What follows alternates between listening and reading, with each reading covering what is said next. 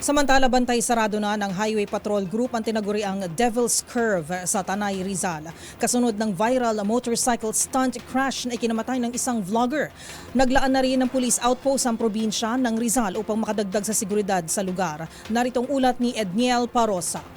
Nakakalat na sa mga pamosong kurbada ng Marilaki Highway sa Rizal ang resback ng Highway Patrol Group mula sa mga lalawigan ng Quezon at Laguna. Kasunod ito ng pagkasawi ng isang motovlogger dahil sa isang Superman stunt na nagresulta sa nag-viral na road crash.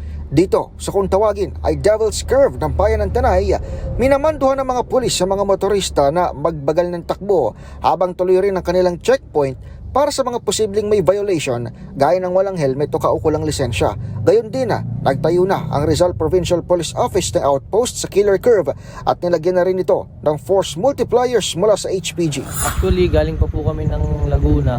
Bali, inugment po kami dito para magdagdag persa po sa mga tropa para balaan at mag-silping guide sa ating mga motorista po. Nakatirik pa ang kandila sa kanto ng kalsada kung saan namatay si John Louis Arguelles nang abutan ng DZRH News.